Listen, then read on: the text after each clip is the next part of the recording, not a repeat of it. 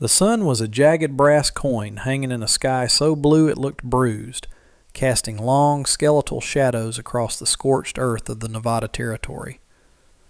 Silas Thorne rode a horse that was as tired as he was, a rangy roan with dust caked into its coat and eyes that scanned the horizon for a shimmer of water that never came.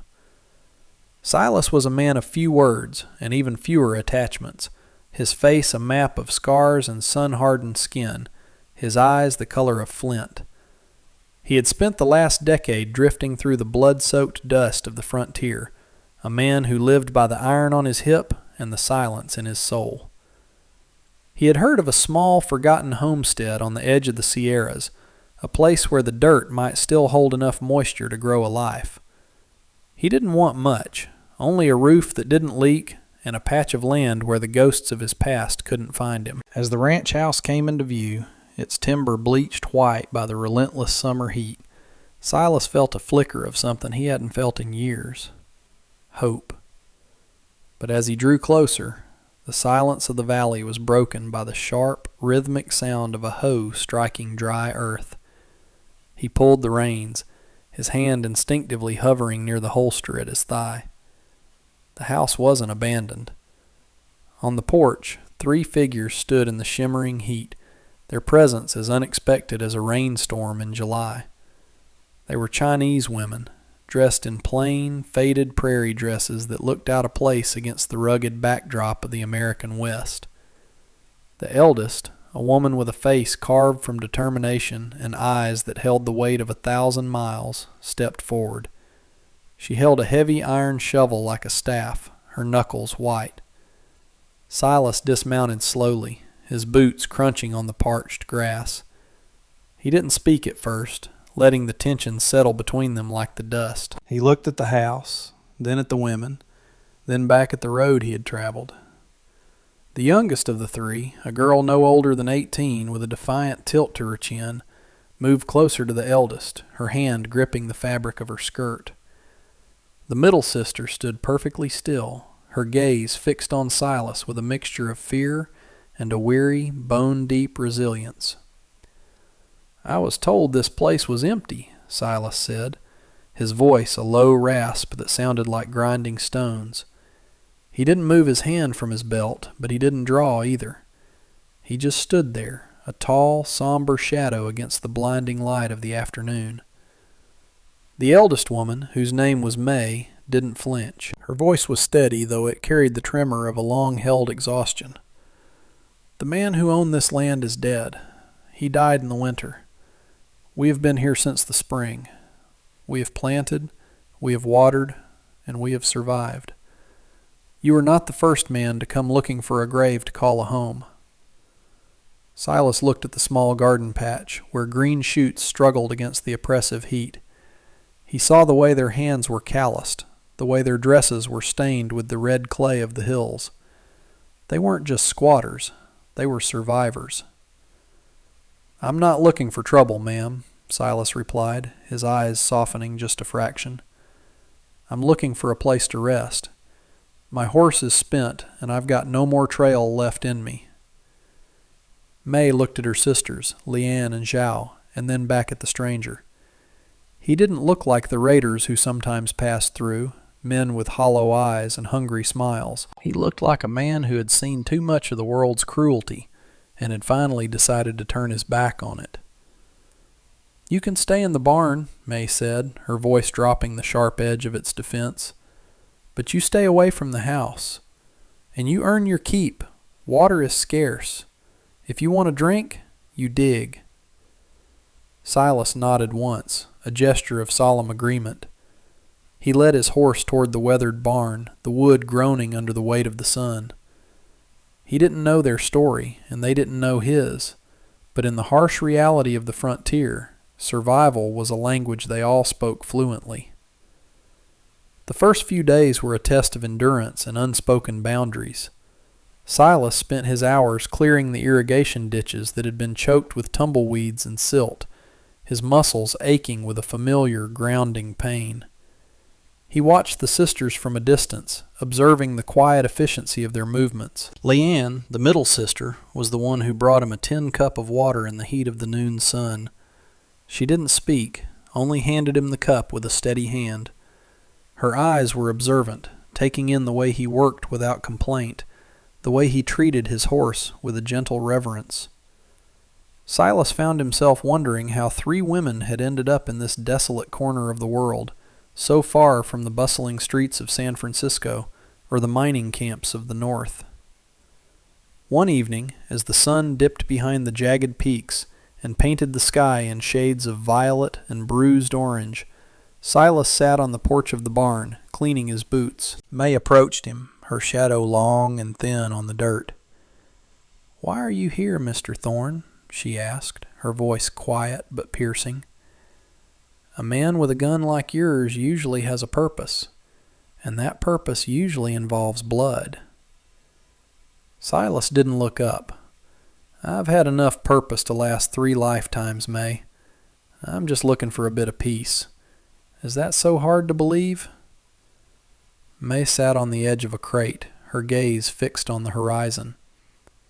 "In this country, peace is something you have to fight for every single day. We came here because we had nowhere else to go. Our father worked the mines until his lungs turned to stone. When he died, the creditors took everything but this scrap of dirt. They thought we would wither away and die in the heat. They didn't realize that we are like the sagebrush. We have deep roots." As the weeks bled into a month, the initial suspicion began to thaw, replaced by a fragile, mutual respect. Silas found himself doing more than just the heavy lifting. He began to repair the sagging porch, fix the broken shutters, and reinforce the corral. In return, the sisters shared their meager meals with him, bowls of rice and wild greens, seasoned with herbs they had managed to grow in the shade of the house. Zhao, the youngest, began to lose her sharp edge of defiance, occasionally asking Silas about the world beyond the valley. "Is it true the cities are made of stone and light?" she asked one evening, her eyes wide with a longing she couldn't quite hide. Silas shook his head slowly. "They're made of noise and greed, Zhao. There's more beauty in a single sunset out here than in all the streets of New York." "But beauty doesn't feed you," Leanne interjected, her voice pragmatic. "Beauty doesn't stop the men who come looking for what isn't theirs." She was right, and they all knew it. The peace they had found was a thin glass skin, easily shattered. The threat came not from the land, but from the greed of men who saw the valley as a prize to be taken. A local land baron, a man named Miller who owned the water rights to the neighboring territory, had been eyeing the homestead for years.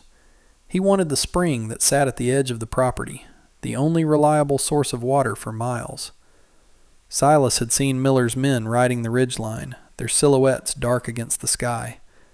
He knew it was only a matter of time before the quiet was broken by the sound of hooves and the smell of gunpowder.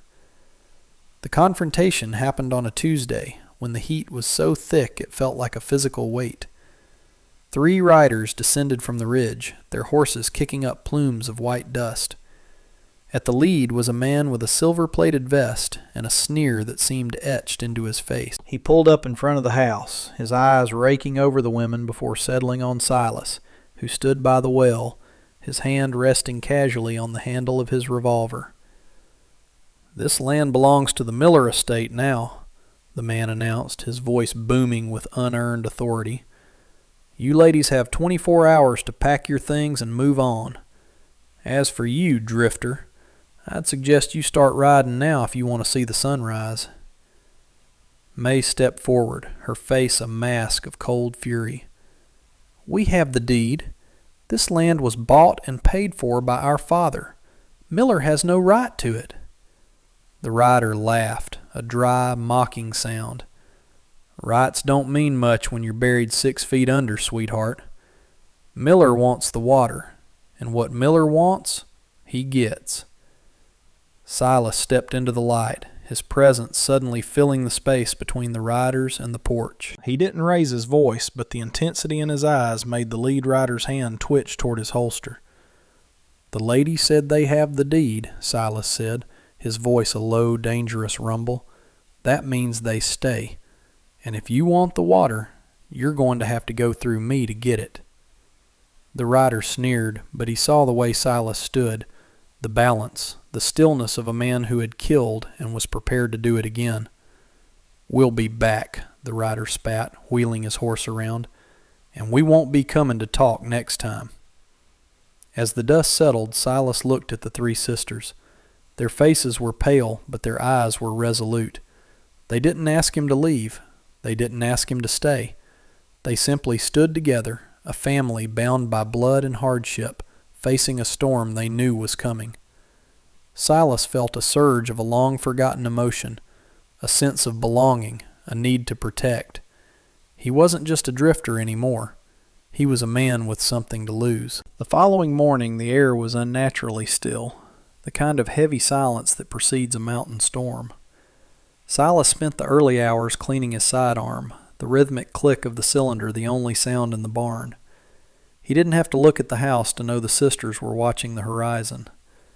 They had spent their lives being told they didn't belong, that their presence on this soil was an affront to the men who sought to carve the West into private kingdoms. May walked into the barn, her shadow crossing his workbench. She wasn't carrying a shovel today. She was carrying a heavy leather satchel. Inside were her father's legal papers, brittle and yellowed, but signed with the seal of the territory. "They will burn the house to get these," she said, her voice devoid of its usual iron. "They think because we are women, because our skin is different, that we will simply vanish into the sagebrush." Silas looked up, the light from the barn door catching the hard line of his jaw. "I've spent my life running from things I couldn't change, May. But I'm tired of running. This dirt might be dry, but it's yours. If they want it, they'll have to pay a price they can't afford." May reached out, her hand hovering near his arm before she pulled back, a rare moment of vulnerability flickering in her dark eyes. "Why do you care? You could be 10 miles away by noon." Silas stood, holstering his weapon with a final, decisive snap. "Because for the first time in 10 years, I'm standing on the right side of a fight." By midday, the heat shimmered off the flats like a sea of mercury. Silas moved with a grim, purposeful energy, positioning himself behind the low stone wall of the well house. He had instructed the sisters to stay inside the main house, barricading the doors with the heavy oak table. Leanne had protested, her eyes flashing with a defiant fire. "We are not sheep to be protected," she had hissed. But Silas had held her gaze until she saw the logic in his strategy. He needed them safe, so he could be dangerous. The sound of hooves finally broke the silence. Not 3 riders this time, but a dozen. Miller hadn't sent messengers. He had sent an army. They came in a wide arc, their silhouettes jagged against the blinding sun. At the center was Miller himself, a man whose wealth was built on the broken backs of those he deemed lesser. He didn't stop at the gate. He rode straight into the yard, his men fanning out like a pack of wolves. "Thorne!" Miller shouted, his voice echoing off the canyon walls. "Step out and we might let you live. The women go to the labor camps in the north. The land goes to me. That's the only deal you're getting." Silas didn't answer with words. He rose from behind the stone wall, his movements fluid and precise. The first shot rang out, a sharp crack that shattered the afternoon stillness. Miller's hat spun off his head, a warning shot that spoke louder than any threat. The yard erupted into chaos. Gunsmoke filled the air, acrid and thick, stinging Silas's eyes as he ducked behind the well. He fired with a cold, mechanical efficiency, each bullet finding a mark not to kill, but to disable, to drive the invaders back into the dust. He saw a man move toward the porch with a torch, the flame licking at the dry air. Silas didn't hesitate. He pivoted and fired, the torch falling into the dirt where it sputtered and died in the red clay. From the windows of the house, he heard the sharp crack of a hunting rifle. May and Leanne were not sitting idly by. They were firing from the shutters, their aim steady and true. They were fighting for their home, for the memory of their father, and for the right to exist in a world that wanted to erase them. The sound of the battle was a cacophony of screams, neighing horses, and the relentless hammer of lead against wood. Silas felt a searing pain in his shoulder as a bullet grazed him, but he didn't falter. He saw Miller rallying his men for a final charge, their faces twisted in a mixture of greed and fear. They hadn't expected a fight like this. They hadn't expected a broken-down farm to be defended by a ghost and 3 women who refused to break. Silas stood his ground, his heart beating with a fierce, triumphant rhythm. This was the redemption he had been searching for in the bottom of 1,000 whiskey bottles and across 1,000 miles of lonely trail. The tide turned when Miller's horse bolted, spooked by a well-placed shot from the porch that struck the ground between its hooves. The leader tumbled into the dirt, his fine clothes stained with the very earth he sought to steal. Seeing their employer fallen, the remaining hired guns lost their stomach for the fight. They were men who fought for coin, not for conviction, and there was no amount of gold worth dying for on a nameless patch of Nevada dirt. They turned their horses and fled back toward the ridge, leaving Miller groveling in the dust. Silas stepped out from behind the well, his breath coming in ragged gasps, his shirt soaked with blood and sweat. He walked toward the fallen man, his shadow falling over Miller like a shroud. "You've got 2 choices," Silas said, his voice a low, terrifying whisper. "You can leave this valley and never look back, or I can bury you in the hole you tried to dig for these women." Miller looked up, seeing not just a gunman, but a man who had found his soul again. He didn't say a word. He scrambled to his feet, caught a stray horse, and rode as if the devil himself were at his heels. Silas watched him go until he was nothing more than a speck of dust on the horizon. Only then did he allow his knees to buckle, the adrenaline fading to leave a hollow, bone-deep exhaustion. The resolution did not come with a parade or a grand speech. It came in the quiet, rhythmic pace of rebuilding. In the days that followed, the sisters tended to Silas's wound with a tenderness that made his throat ache. They worked together to patch the bullet holes in the siding and clear the spent casings from the porch. The summer heat began to break, replaced by the cool, crisp air of a coming autumn. One evening, as they sat around the small wooden table, sharing a meal of stewed beans and fresh bread, the silence was no longer tense. It was a shared peace, a hard-won sanctuary. "We should start on the north fence tomorrow," May said, her eyes meeting Silas's across the flickering candlelight. "If we're going to run cattle, we need to be ready before the first frost." Silas nodded, a slow smile touching his lips, the first real smile he could remember. "We'll need more supplies from town," he replied. "I'll ride in at dawn." Zhao looked up, her expression bright with a new kind of hope. "Will you bring back some flower seeds, Silas? The ones that can survive the winter?" Silas looked at the 3 women who had become his family, his anchor in a world of shifting sands. "I'll bring back everything we need, Zhao. Everything." As the moon rose over the Sierras, casting a silver light over the resilient little farm, Silas Thorne finally knew he was home. The drifter had found his destination, and the outsiders had found their strength, united by the red dirt of a land that finally belonged to them.